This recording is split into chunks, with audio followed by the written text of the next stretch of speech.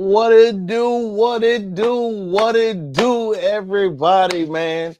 Thank God for another edition of Live on Sunday, man. It is your gracious host, King Crowder, back again with another edition, chopping it up like we do, man. I want to let everybody know, man, thankful that you got to see another Sunday. Thankful that you got to have another time, the opportunity to celebrate and live your life. And most importantly, we get to chop up game and talk about it like we normally do. If you did not know, man, if you're new to the channel, comment, like, subscribe, give me your feedback, and tell me why you're here and what did you learn, baby. Hopefully your last 7 days have been productive and you had an amazing time. Hopefully everything that you've been working on and your desires have come true. Today's edition of Live on Sunday, man, we got a lot to check up on. Number one, every time we give a lesson on something, I want you to know, as you play it back and you hear it again on the replay, we're not just talking around here. I'm trying to give you real information that is obtainable, sustainable, and that you can reflect and say, man, he mentioned that last time, and hopefully you get and gain something from it, man. How was your last 7 days? How was your last day of the week? The first thing I like to lead into all the time, have you been hustling? Did you hit your goals? Did you get everything that you talked about? Did you miss some things? Was it unproductive? Was it too much fun? Was it not enough seriousness? Whatever you've been doing in your last days, grade yourself, man. It should be between you and you always. Remember, we are not in competition with anyone on this side. We only completing each other. I always got to give you a recommendation of the week. My bad, I didn't get to do it last week. Y'all told me how to talk to anyone. Whenever I give you some game, man, I like to give you something that's going to work for you in your life. What's going to happen to you that's going to make things shake, move, and grow. How to talk to anyone teaches you how to speak the language of different professions, how to speak the language of different people, no matter who you're around. Also, short and intermediate conversation. A lot of times we mention, how do we talk? I don't know how to small talk. It's because you didn't educate yourself on how to. Everything in your adult life is about you educating yourself and becoming better at it. So while we talk about everything in our adult life, we got to chop it up about these adult conversations. Number one, let's dive right into it, man. As we talk about many things in this show and this broadcast, I want you to understand something.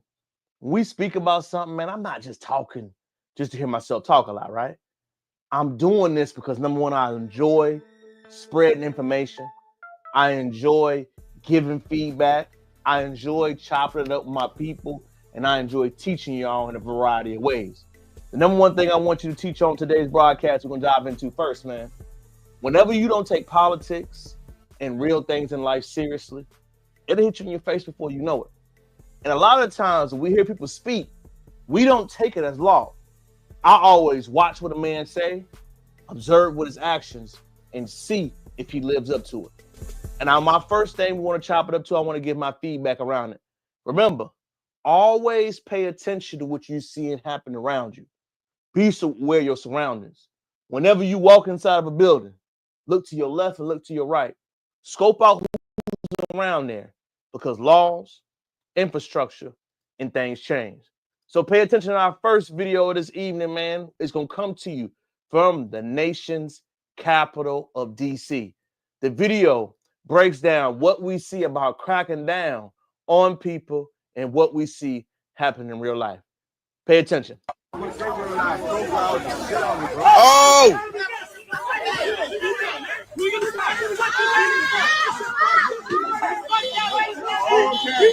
What you are seeing is an escalation of police trying to apprehend a suspect.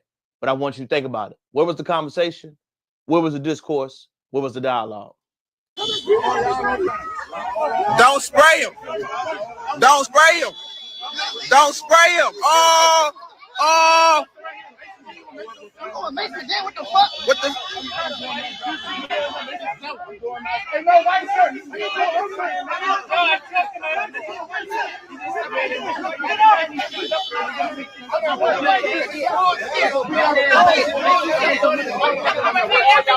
Y'all harassing us.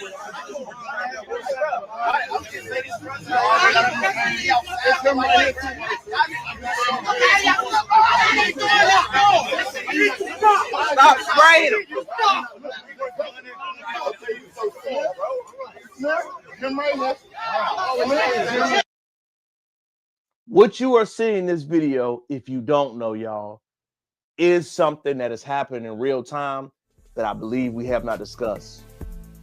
Right now, we're living in a society, right, where we spend a lot of time on entertainment and fun things happening, which is good, right? I love that we have that outlet. But the one thing we're not good on is gauging the tide on real discussions. I want you to think about something. In broad daylight, you have somebody being apprehended, taken into custody by several police officers. One thing that noticed me very quickly is that they were careful not to draw guns, which is good, right? But everybody has the heightened tendency first to pull up a cell phone. Even while the cell phone was recording, no one made eye contact, went back and forth, or said anything to the public people out in public. Why is that a big deal, King Crowder? Remember, a few years back, suspects and police officers will have to have back and forth. Police officers have now been trained to stop doing that. I don't even know if y'all realize that.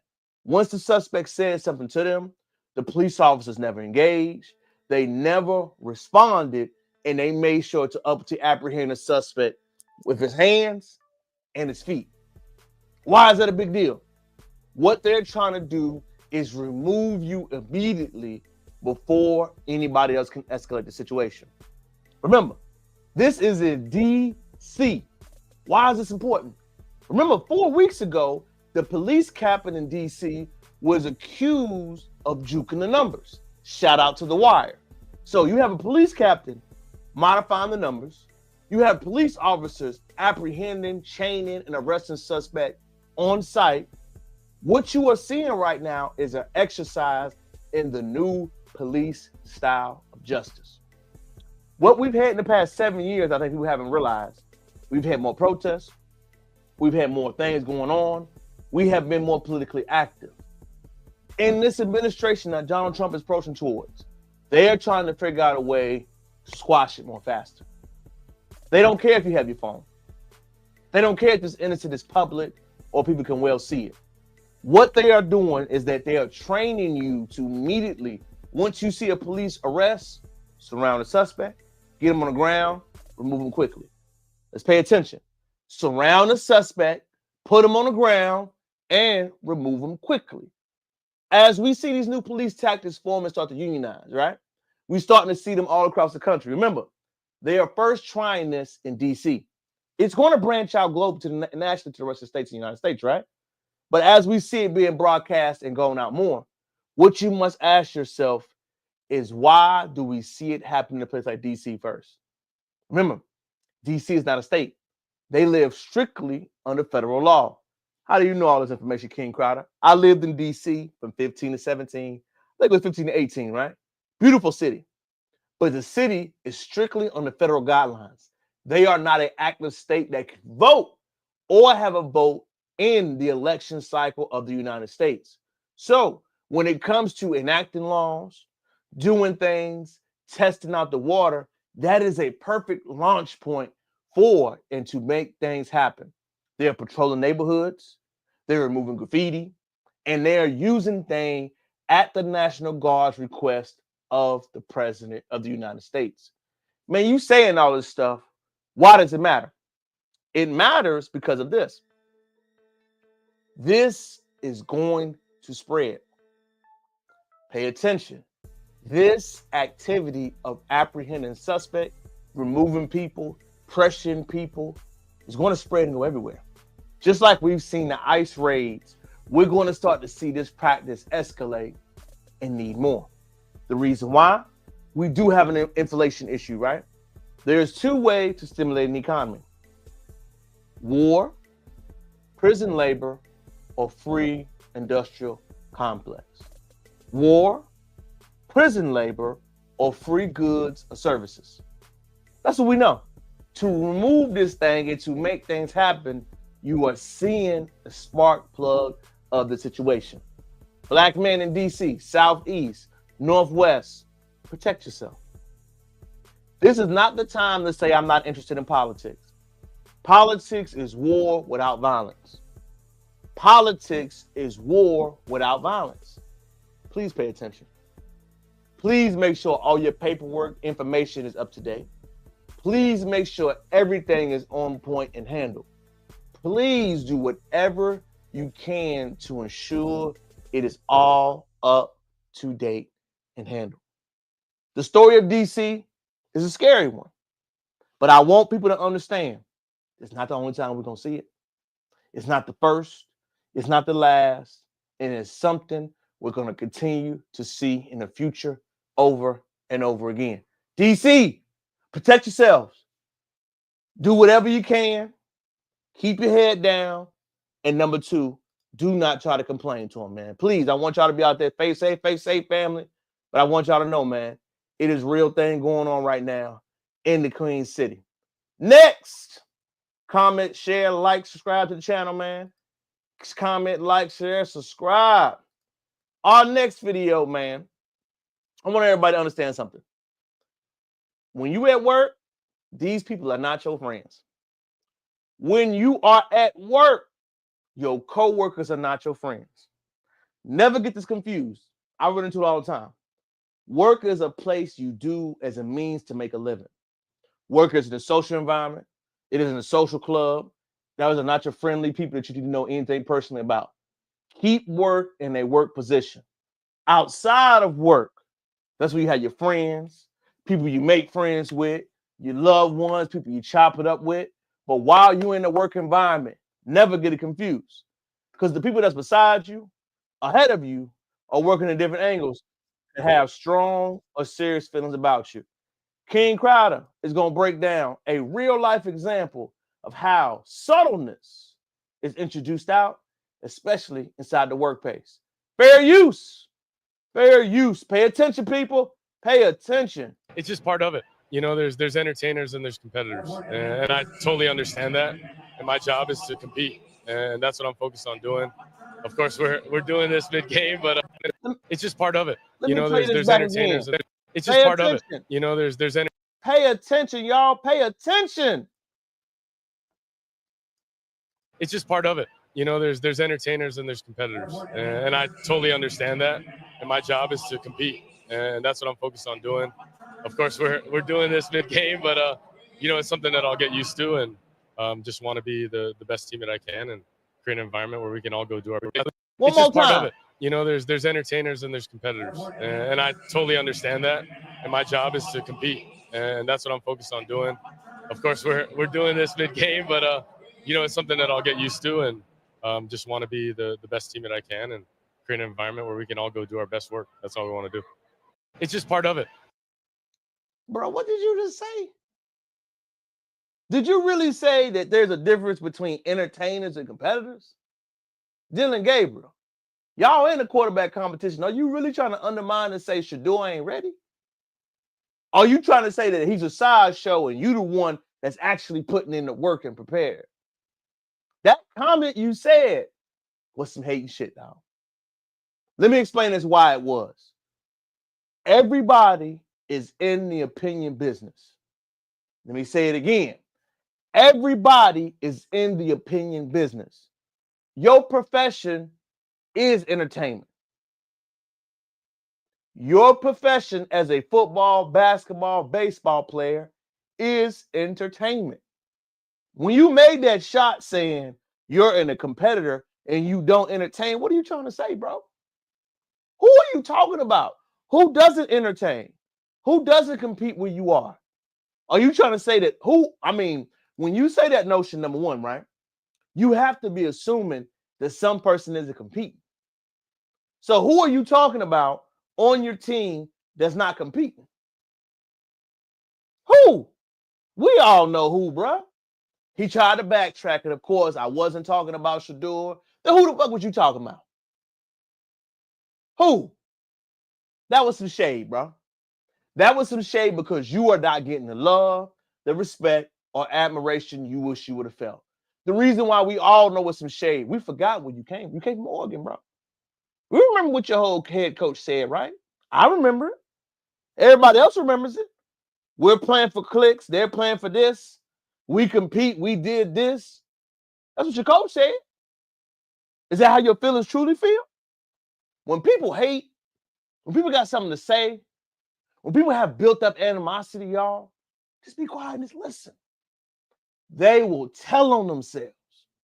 That brother just told on themselves. He doesn't like the way Sheduer getting more love.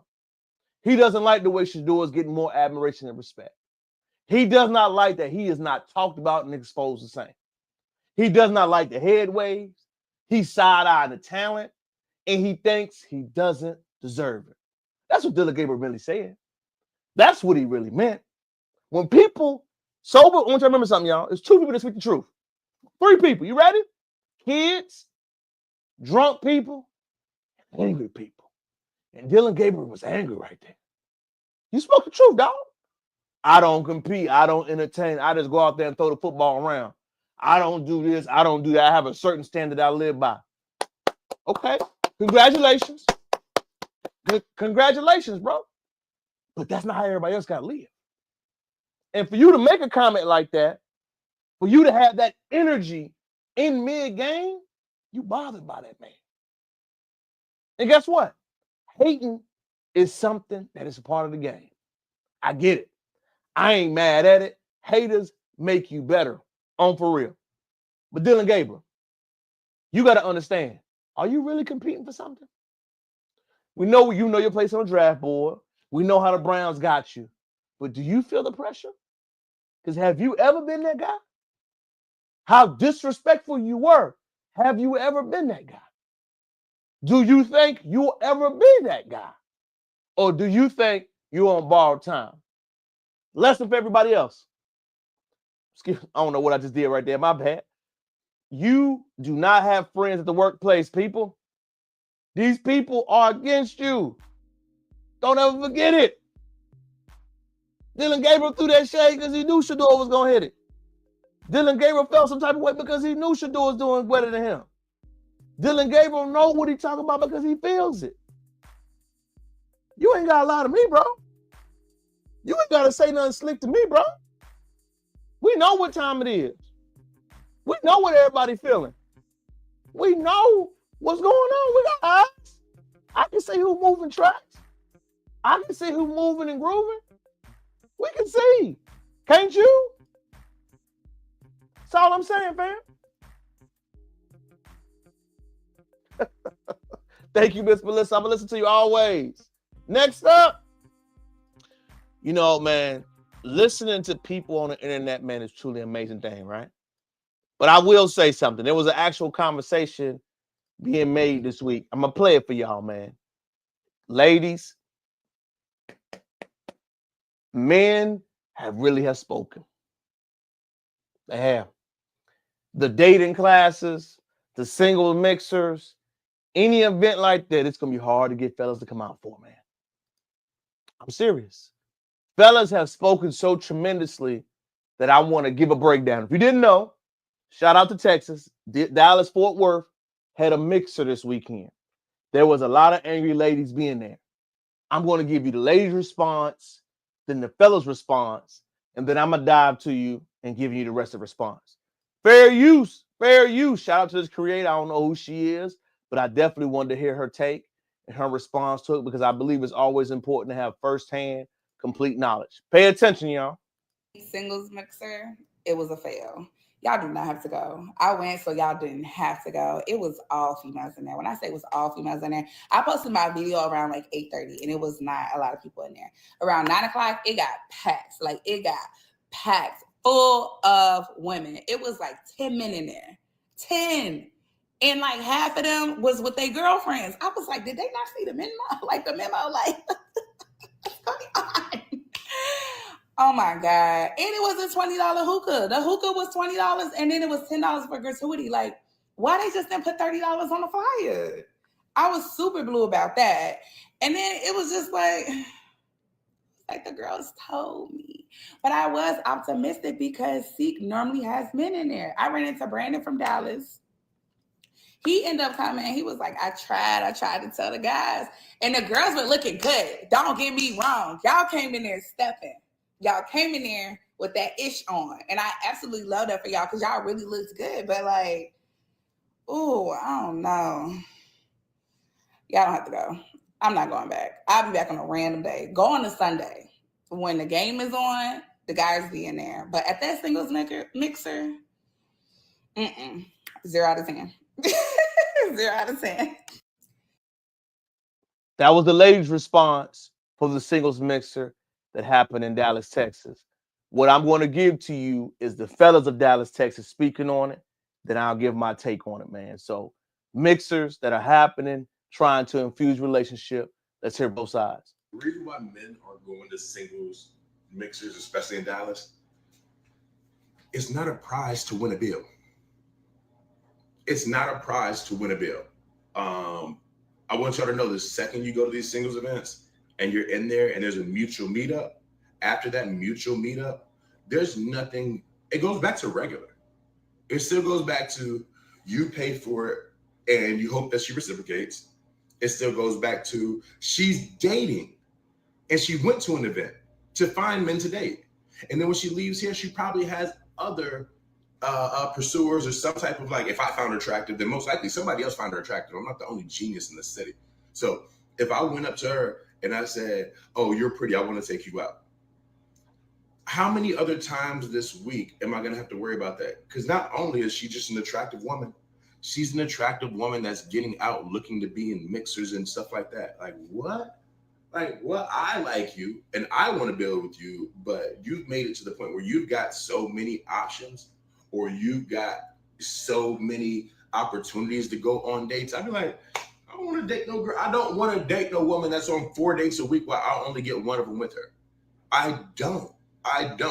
And these singles mixers are either women that can't get a date in the first place, like just can't, like don't have the je ne sais quoi, don't have the, y'all say all Dallas women are pretty. All Dallas women are very well put together. I'm from Atlanta, baby. We play different. Dallas women are very well put together. Very well put together. Way better than Atlanta women.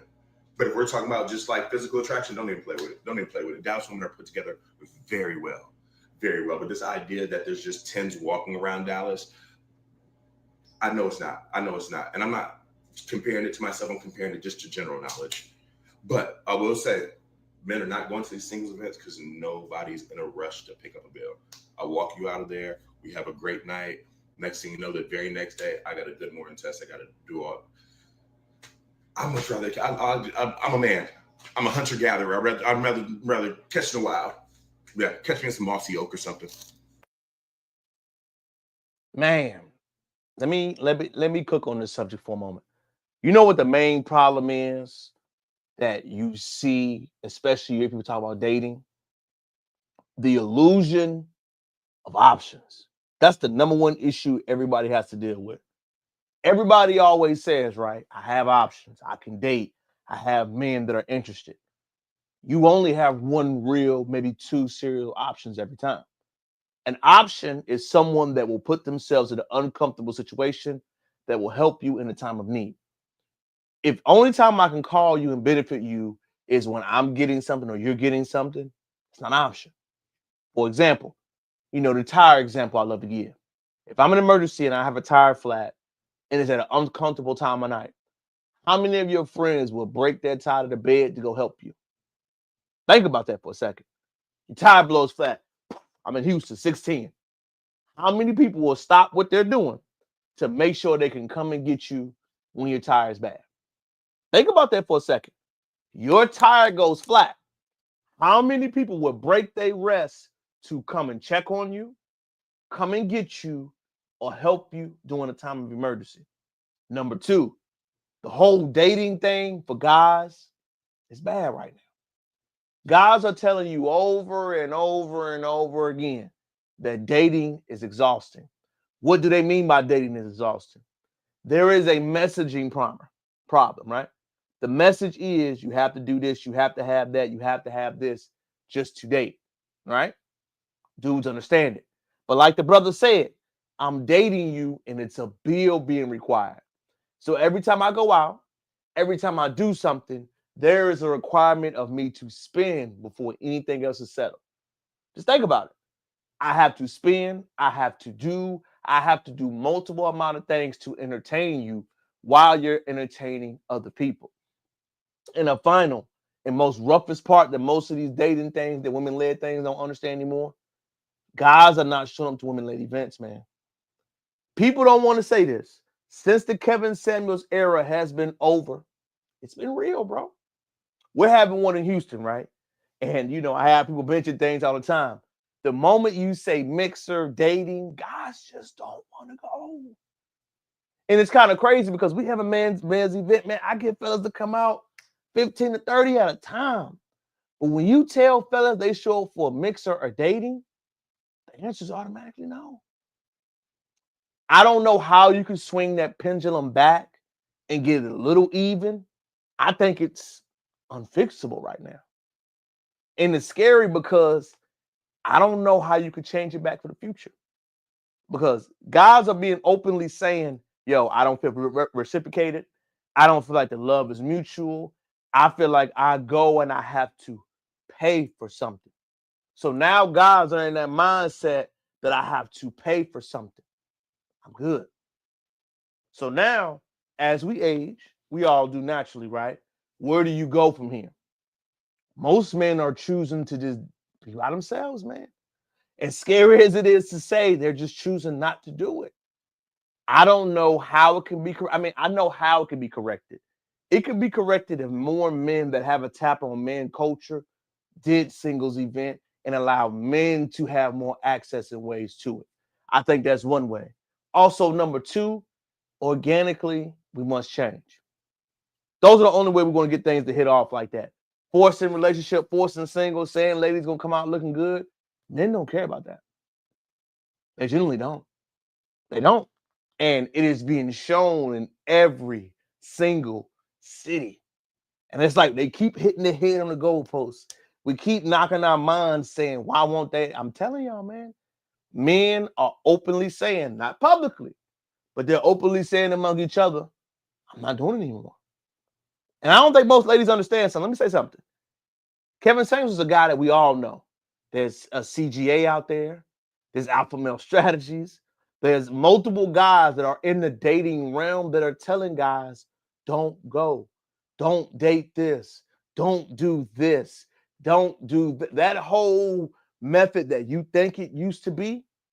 They're saying no now. And I do believe that pendulum must swing the other way to see some results. And I think it's going to be right there for a long period of time, man. I don't know how it's going to change. I don't know how it's going to adjust back. I just don't know. But what I do know right now, we are in an incredibly dangerous and scary place, man. We are. So next video I want to chop it up to, man, because I believe that subject was excellent, is, man, you know, this video hit me earlier, man. If you do not know, I don't want to keep bashing on my brother that had Dr. Umar, lost his school, had multiple things going on. But this young lady, man, made a video that was very deep. And it was about the Pan-African structure of guys, right?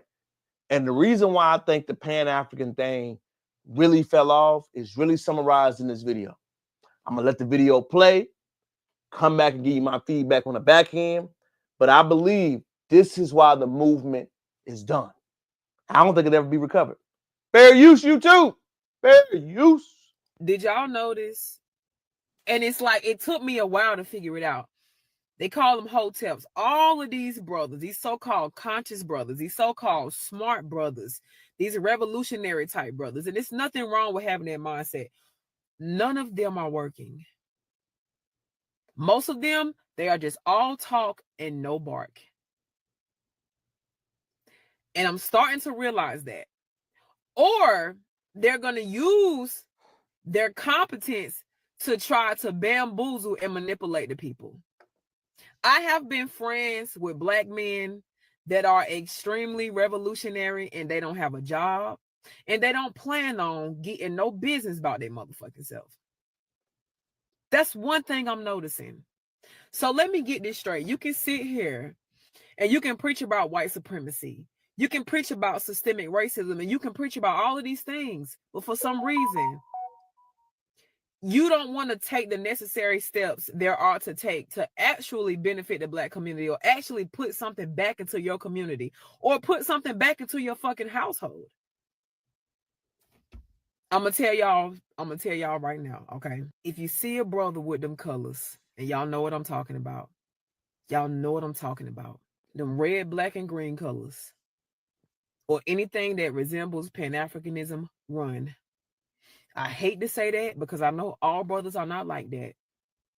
But they have a history of doing fuck shit. They have a history of really misleading the people because of their so-called quote-unquote knowledge. All of these brothers, most of these brothers, the majority of these brothers ain't got no motion in real life. I promise you that. I promise you that. They just all talk. They don't have any resources. They don't have any of that to elevate their own household, let alone the Black community. So all I'm saying is use your critical thinking skills and move on. Did y'all know? She didn't lie. You know, the one thing I think that for Majid, and I would just use myself, right? One thing I've noticed about the Pan-African energy that nobody talks about, a lot of them don't follow through like they're supposed to. A lot of the I'm trying to get over on you. I got a vision, but I need money. A lot of them cats, man, and she's right, especially the men, do not like to work. Intellectual, but work as far as doing things never tend to happen. I can say for me, just being a man, I've never been the Hotep type of guy, right? I am black back, black first, black empowerment. But I can say many of the guys that are like that Hotep type of guys don't like to work. Many of them don't read. Many of them don't have an established work ethic to really make things shake and grow. It's all about revolution, change, optimizing, doing something against it. There is a culture of anti-work, man. As much as she said it in a funny way, she's not lying. I see it. I feel it. I've been around it. And most of the guys that are truly like that, you see it all of the time. And there's no shade towards them, y'all. It's just what it is. You see it over and over and over again. You see it with their attitude, their mentality, the way they go about things, the entitlement of what they should have, the entitlement of where they would be and what they should be. But when it comes down to laying a brick on pavement, they don't want to do it. I've had many guys truly will say they want to do this and the next day they don't do nothing. It's the reason why I think the symbolism, shout out to Tariq Nasheed, that said this about the Umar thing is real. Everyone's tired of the Pan-African wave of visions. We want to see work and boots on the ground. We want to see things move and groove like they did back in the day. There is an era of making things happen. The talking without show guy is dead. The talking without making things going guy is dead. I'm telling you right now, anyone that you want to see that actually make something happen must have a work first mentality. The visionary, the candles, this, the black fist is dead, y'all. Pan-African in Black American society is over with. And what she said that summarizes the most was the Umar Johnson effect. It is, man. As crazy as it is to say, you know, I never want to kick a brother down while he's down. It's true. We've seen a lot of that Pan-African energy been around with very few things and results to come from it. We are tired of the promises. We are tired of things not happening. We are in an era where you got to show first. We do. You got to show your work ethic. You got to show your results. You got to show your impact. You got to show what you are doing. That's the real of it, man. So we're going to see this moving from now on. So all of the effort and energy you once saw that could have been acceptable is no longer acceptable. And people are openly speaking against it. And this is not only going for the conscious community, this is going for entertainment and politics. Let's go to entertainment piece to prove to you why, if you're not on it, if you're not rocking with it, if you're not on code with it, people are really following behind it. Take a listen to the great Ray Daniels. Say this. Here's the problem. And it's not a Zeke problem. It's not a producer problem. It's a Tyla problem. Thank you. It's her. Let me tell you why. You came to America and you You're in the Breakfast Club. You got artists that would die to talk to Charlamagne, and you looking at your people because he asked you a question you want to answer. Man, what? It don't work like that in America, baby. You can't hide from issues if you black. And what happened was she thought, see, here's what's really happening in America right now. The Africans that are coming here to get money are realizing, nigga, you are niggas too. What's happening is white people in the music industry brought in our African cousins. Yep. Like, since y'all niggas don't want to listen, I'm gonna bring in these y'all African cousins because they look alike to everybody, but they ain't got that sauce. They don't got it. They ain't got that Especially hood. Tyla. And I'm not saying this, but Tyla's also she's also from the same place that Elon Musk is from. Right? So racism and all that shit is huge where she is, but she had a chance to speak on it. And she did. She blew it. And she looked at somebody else like, I don't even want to talk I'm a little girl. Hold my hand. Talk about it. She said I'm not freaking black. Guess what? Use a nigga now. Those are nigga numbers. Here's what Tyla did wrong. You know this, Brandon, on some industry shit. A hit is not a problem. Tyla can have water out right now. The people are not gonna fuck with it because she has made it known that I'm here just to get money. I'm here not to be one of y'all. Even though they bunching me with y'all, let me separate myself from y'all. I'm different. And this is what the fuck you get. And now the y'all that you don't want to be of is gonna be laughing, making jokes, all that shit. Because you didn't want to be one of us. And I'm gonna keep it gangster too. You from South Africa. Nelson Mandela ain't dying for you to be coming here and saying you ain't black. Straight up. He ain't sitting in jail for 30 years for that shit. So I understand why you sold 3.7 and POP, not 37, 3.7 is what Tyla sold, my dude. You can't say she's Britney Spears, and that's what irritated me. She needs to build. Man, that was heavy. That was heavy. But them brothers are right, man. I think all of those glass barriers that we saw that a facade could see through are gone now. Kamala Harris was hit with that too. If you are not in an era where you're going to stand, hold firm, speak, talk about, have an identity that we can relate to, Black Americans are showing you in real time the I'm in between thing ain't working no more. We saw it happen to Kamala Harris. That's literally the same thing that Tyla went through. I'm black, I'm colored, whatever she said, right? Kamala Harris, I'm a South Asian black. No. You have to make an effort to say where you're from. Go where you're at. It's the same thing that happened to former President Barack Obama. Him talking that talk, but not speaking about firm issues. We are seeing a movement. If you do not know delineation movement, we spoke about it plenty of times. It's happening in real time. And I really believe that most people are shocked how on cold, how serious that many Black Americans are taking this movement, man. Tyla's indication as a global, as she's like to say, big house. No, until you get that Black woman stamp, until you get that official recognition, you won't have that love and admiration you're seeking for. Without you doing that in the place that invented and created swag, it ain't gonna happen. I'm telling you. So don't know her music, don't know where she's from, but I remember that Breakfast Club comment when she looked back and did that. I knew she was done then. First rule of business, y'all. Educate what your future consumers are going to like. Educate yourself what your future consumers and producers are going to like. She failed to do that. That's why she failed miserably. That's why her career will never be what it once was.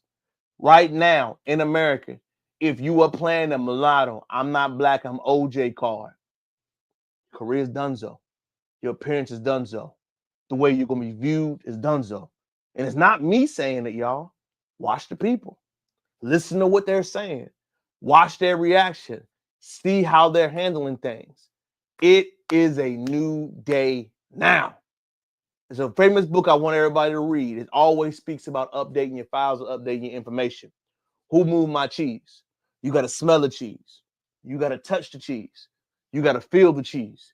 You got to go out and feel the environment, feel what they're talking about, staying aware of what they're talking about career-wise. You must stay aware of changes, obstacles, pivots, and new things that are going on.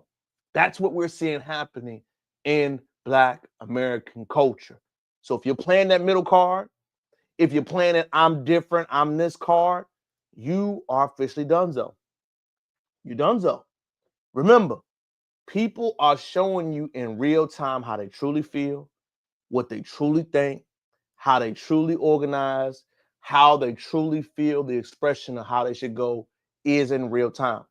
And Tyla is a victim of that. That's why she fly. That's why she ain't got no support. And that's why she will never, ever get the love in America that she once wanted or got to go for. Comment, like, share, and subscribe to the channel, baby. We're going to keep cooking up. On to our next topic for this evening, man. Shout out to everybody who tapped in. Share the live, share the live, share the live. There was an interesting topic that I heard this week, man. A lot of people talk to me. What is Black American culture? I want to start off by saying something. Culture, customs are different. You know what's Black American culture? Everything the United States talks about. Everything. You know what Black American culture is? It influences everything that you see. I'm going to show you a video on what a West African custom is. And then I'm going to break down why we see things like this in America and it feels like you get disrespected. But I want to show you how do you respond in real time. Shout out to the channel. Shout out West African culture.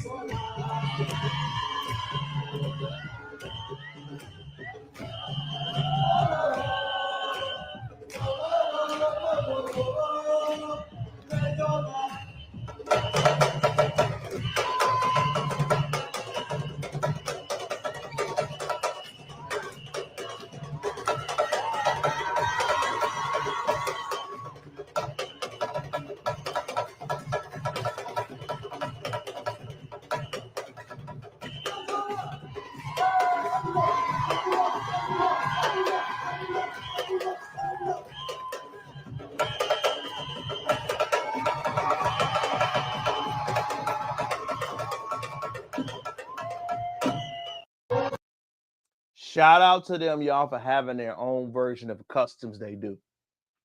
Culture is an impact that you have on other nationalities.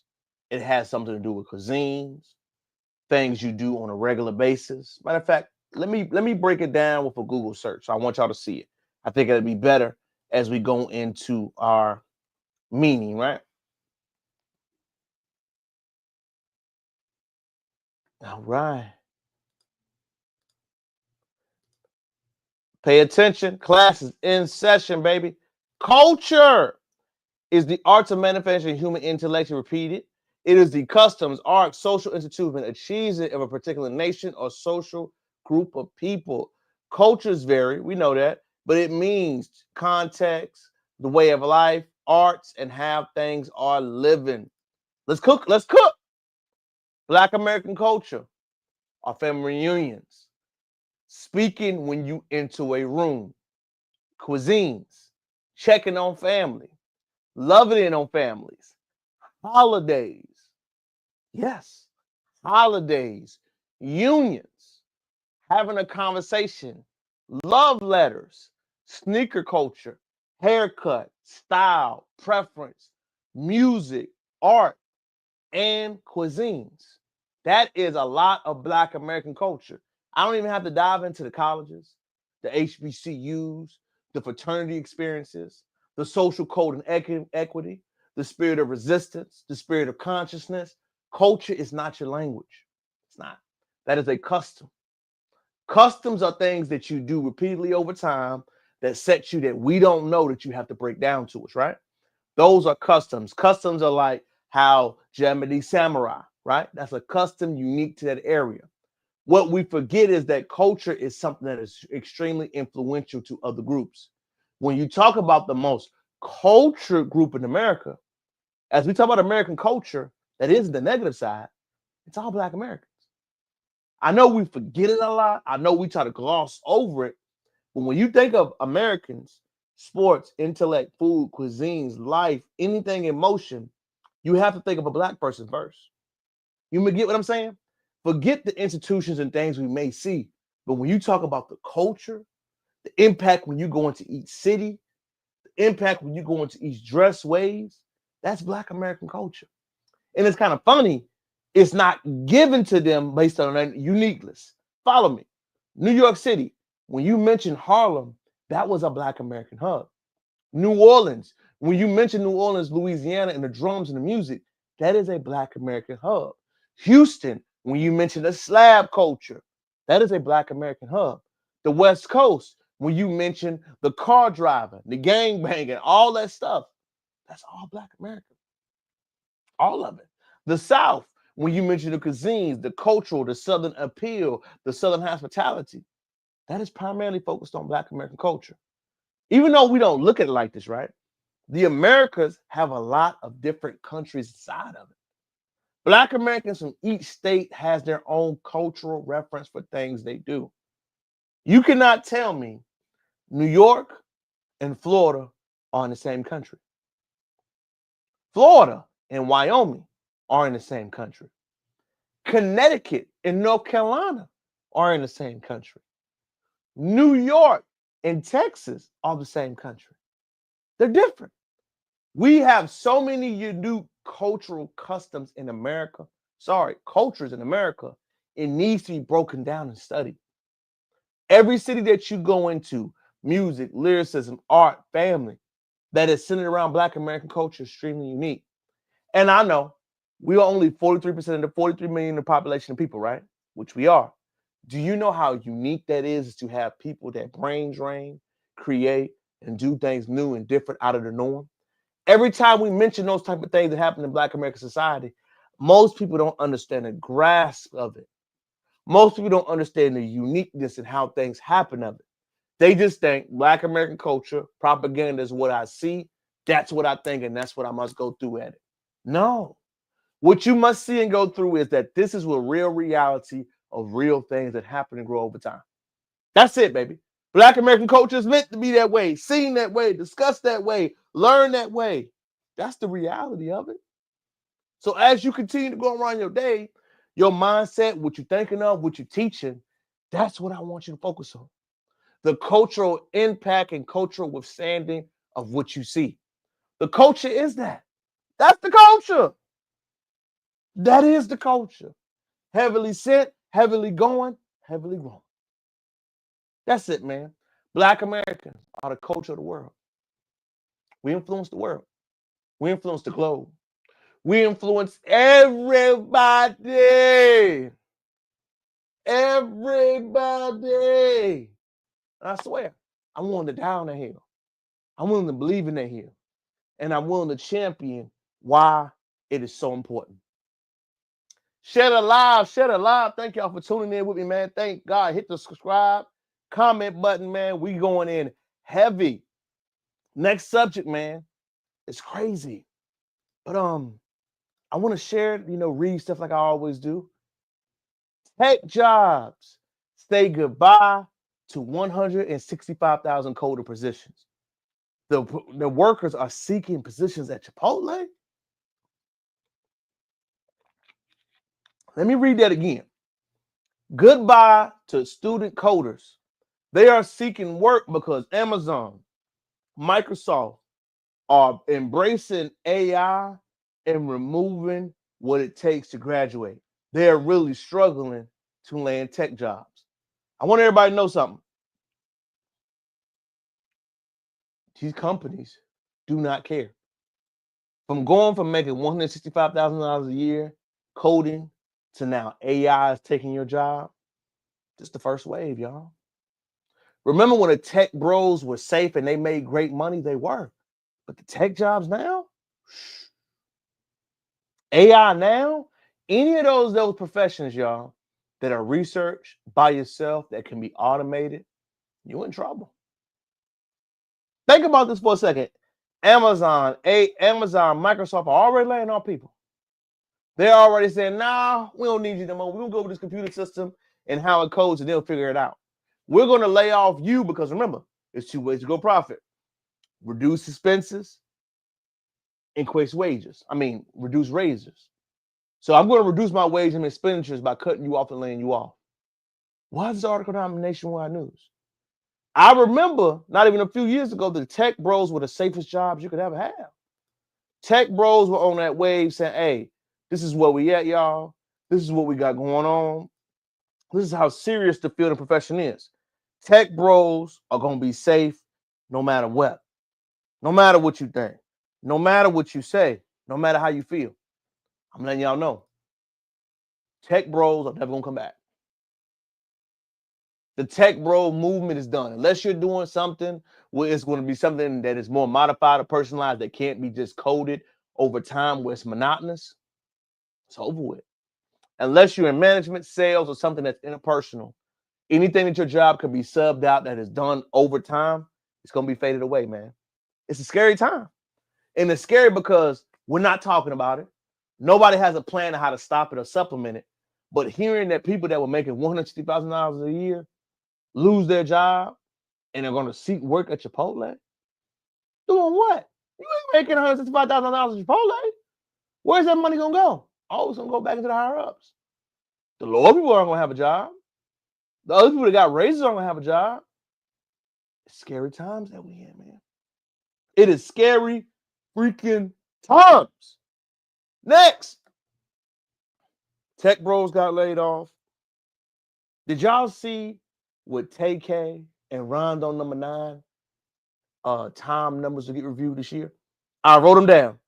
TK is the one that had that song, The Race, right?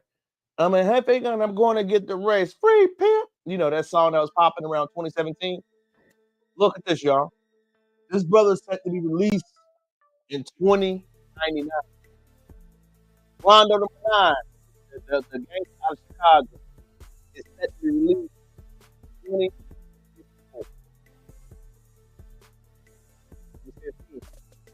AK is set to be released in 2099. Rondo #9 is set to be released in 2054. All my street guys, I hope y'all looking at these numbers. I don't care what nobody said. I couldn't imagine doing a year in jail. Especially for something that has no meaning. Going to prison for 365 days a year, missing my birthday, women, fun, love, and all the stuff we got going on in this world, it's crazy. But to hear brothers have these numbers and talking about when they're going to be released, bro, you're going to be old. You basically doing life in prison. You basically are never going to have to go out here and have fun with anybody. 2054 is life. It's life. It's life. Nobody wants to say it to the brother like that, but your life is gone. You'll be 50-something years old. The streets won't call your name. Nobody's going to remember you. Chicago's already moved on. Everyone that you grew up and was around was probably going to be died and moved on. All that fame, notoriety, and things that you were chasing, gone in the blink of an eye. To hear that you could be gone this quick in time like that, it's sad. It is. But the biggest life lesson I tell to everyone, tragedy gives you a lesson. What's the lesson behind all of this? Are you really a part of the streets? Street code is really, I do the crime, I got to be willing to do that time. Are you willing to sit in prison until 2054? Oof. Are you willing to sit in prison till 2099? That's what it costs now. If it is not something that's going to change or revolutionize something, that's what it's going to cost. There is no talking about it. That's what it is, y'all. You do this, that's the cost and penalty you have to be willing to pay. The question is, are you willing to pay it? Because once you're in there, man, everybody's going to forget about you. Out of sight, out of mind. In prison, everybody's living their own life on their own time. The reason why Boosie's on this thumbnail is he's a victim of this. You can have everything at your fingertips. You can have everything going. You can be living your best life. But decisions you make will affect you. Not talking about him in a specific court case, but to be a brother continually, not figuring it out and not getting it, it's going to affect you, bro. Not nobody else. Nobody else can do that time for you. Nobody else can love you and inspire you. Nobody else can build or develop you. It's just you. What you do will have consequences. Brothers, every decision you make is going to have consequences. Every decision you make is going to affect you. Every decision you make moving forward, ain't nobody else. Your mama ain't going to care. Your sister ain't going to care. Your cousins ain't going to care. And they might come visit you. They might write you. They might send you a book. That's it. If you make a decision to put yourself in risk and jeopardy to harm or hurt someone or do something, you got to be willing to deal with the consequences. That's it, man. It is easier to be a civilian. It is easier to start a business and try to figure it out. It is. 2054, 2099. What a hell of a time we live in. Next up, share the live, share the live, share the bleeping live. Let me go ahead and show it, man. We spoke about Sambo culture really coming to an end. I got 2 more videos, 2 more topics before we get off of here tonight that I really want to dive into. Man, it's a great clip, man. Shout out to Jason Black for sharing this. People from different cultures don't represent us. Black people outside of America don't represent us. I want y'all to watch this video, and it's cringy, by the way. It is cringy to see what this person from a different environment, ethnicity, was laughing at. These black people go, well, you're racist, you're racist. It's like, no, I just hate inconsiderate behavior. If black people were super well behaved, we would be racist in the other direction. We'd say, black people, oh, yes, dude, yes. My day is about to turn around for the better. What can I help you with?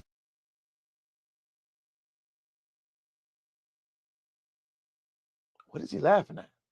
Sir, please come right on in.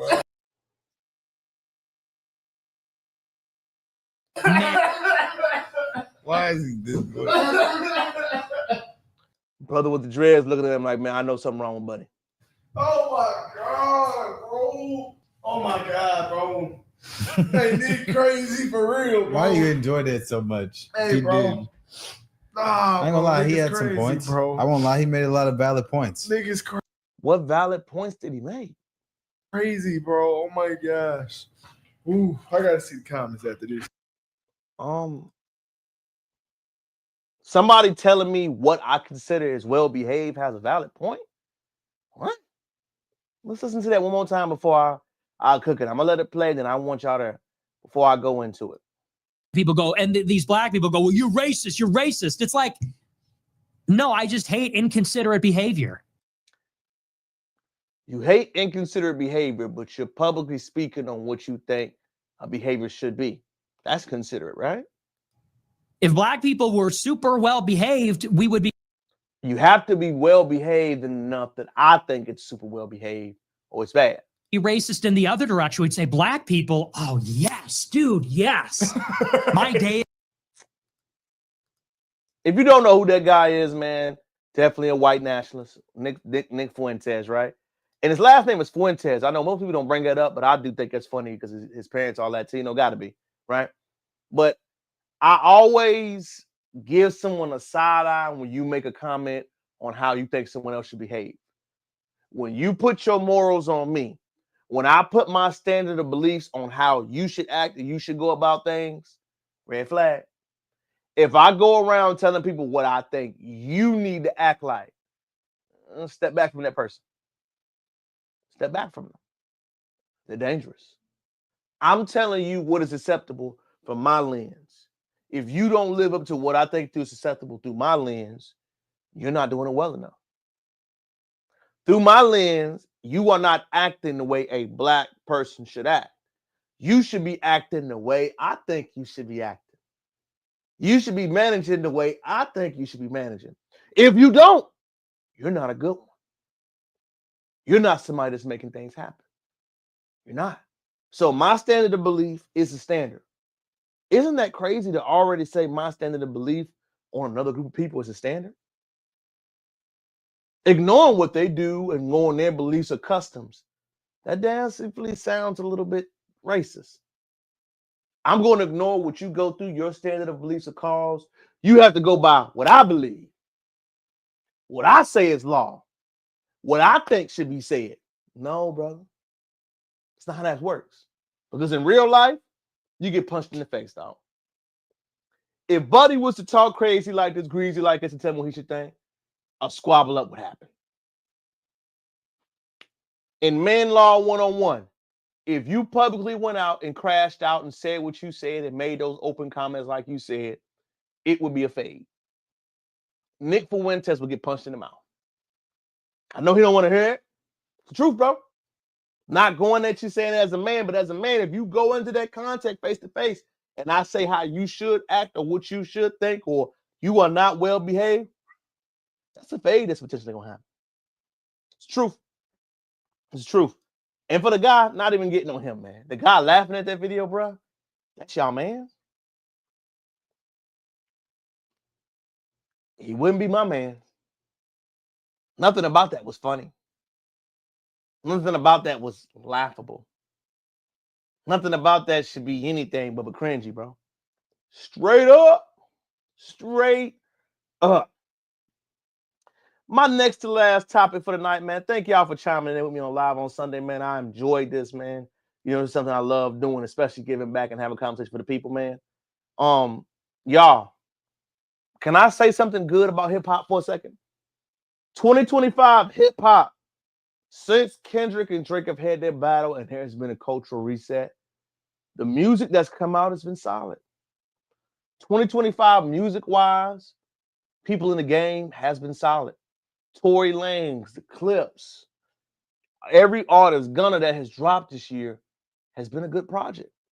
Music has been steady from Raekwon to the older artists. It's been good quality of hip-hop sound that has seeped through. I'm not saying it's still not something dedicated to the wine young boys and the young listeners, because they should have something dedicated to them. It shouldn't be dedicated to my era. No, that's not. It should be dedicated to good quality music.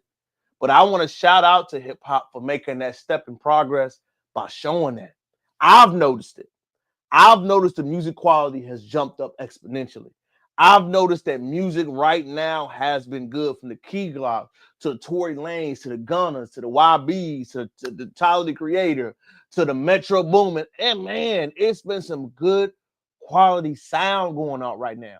And you know why it's been good quality? Because we're getting back to the basics. Forget the trends, y'all. Trends are always going to be there. There's always going to be a stanky leg, not walk at. There's always going to be that. But the balance of good quality music has to be there. I kind of like it. I kind of like it. The sexy rate has been phased out. You notice that? I kind of noticed that the corporate push is really starting to go away. And the true essence of hip hop is starting to be there. What I would like to see, just for me, there should be some more real issues being discussed. There should be some more real things being talked about. There should. Once we get more of that balance in the culture, in the settings, in people talking about it, we're going to see that growth going to happen all the time. But hip-hop right now, take a bow, man. Y'all have really stepped up the game. Y'all have really stepped up your culture. Y'all have really shifted the narratives. And I got to shout out to Kendrick Lamar for doing that, man. The cultural reset for sounding like your sound. The cultural reset of sounding like where you're from, having records express that where you're from is back, man. And you know why that's good, y'all? It's going to breed competitiveness. It's going to breed a better sound. It's going to breed true artistry seeping through. Because at the end of the day, that's what it's going to sustain. As I look on Instagram, right, and I look at people performing shows, everybody that's clouty, famously because of this, are not doing big shows. I don't know if y'all noticed that. The people that focus on the quality of the music and less Instagram things are doing more big shows. Rod Wave never talks. Kendrick Lamar never talks. J. Cole, everybody that's really not talking are doing the big venues. Everyone that talks, that's on the Shade Room, that's on these sites, are not doing big venues. You notice that? They're not even touring. They're not making big money. They're not making big features or big outcomes. You don't see them. You really don't. To see them, to understand their longevity, to see how things really are going to happen, it shows me in real time. They're like, oh, man, it really is a balance to this. It is overcorrecting itself by saying artistry and musicry has to outlast. It has to go. It has to sustain. It has to be the driving force that will allow other venues and venues to open up. Shout out to rap. Shout out to hip hop. Shout out to the great cultural reset. I also love that we're starting to see other artists branch out and do multiple things. Shout out to Breezy for holding it down. Shout out to the other artists that are continuing to do multiple things. I love where this movement and energy is coming from. I love the political movements. I love the unification of stories. I love everything about where we're going right now as a people. Of course, we got the contrarians. We got the people talking crazy, feeling starts. But right now, in the direction that Black America's heading, everyone should be proud. Everyone should be happy. Everyone should be thankful. And everyone should be grateful about what we see and what is coming up next around the pipeline. Today's live is going to be a short one, y'all, just because of the long week I got ahead of your boy. But again, I want to thank you all for tuning in for another edition of Live on Sunday, man. It's your boy, King Crowder, always back here with you, the heat. If you need something to support your boy, cop it. Things I wish my parents would have taught me is available on Amazon. Things I wish my parents would have taught me is available. Find me on Instagram, TikTok. All of those 2 websites, King Crowder. You will see me up there. Follow your boy, share, comment, whatever you do. Next, this week we got a lot of things cooking up. Paintball Saturday night. My foot is 80% better, up from the 50% it once was. Homecoming at Hampton is officially down the pipeline. Everybody else that we see got going on, and your boy's officially NSA member through and through. Stay tuned. More heat, more things loading, more content, better delivery, and more history videos. I'm listening to you guys what y'all want. I'm just trying to add it in. While I'm growing in life, I got a lot of other things I'm trying to manage and grow with each other. But I got to be better. I got to be more accountable. I got to make sure it comes out more frequently, and I got to upload and do more. I understand, y'all. I don't do it enough. I will completely agree. But I'm a one-man show. I'm a one-man show doing multiple things, but I will not let that complain or stop me. Also in the process of buying a home, man. Shout out to your boy becoming a future homeowner, man. Family, loved ones, anybody else that's going out there, man. Remember, keep grinding, keep showing, and allow your work to speak for you and let it keep flowing. Until next time, it's your boy, King Crowder, coming to you live again with another edition of Live on Sunday. Subscribe, like, let me know what else you got going on for this week. Enjoy yourself. Check on your family. Check on your loved ones. Check on everybody else that want to check in and spend time with you. Most importantly, enjoy your life. Make memories. Show advice. Until next time, we second half.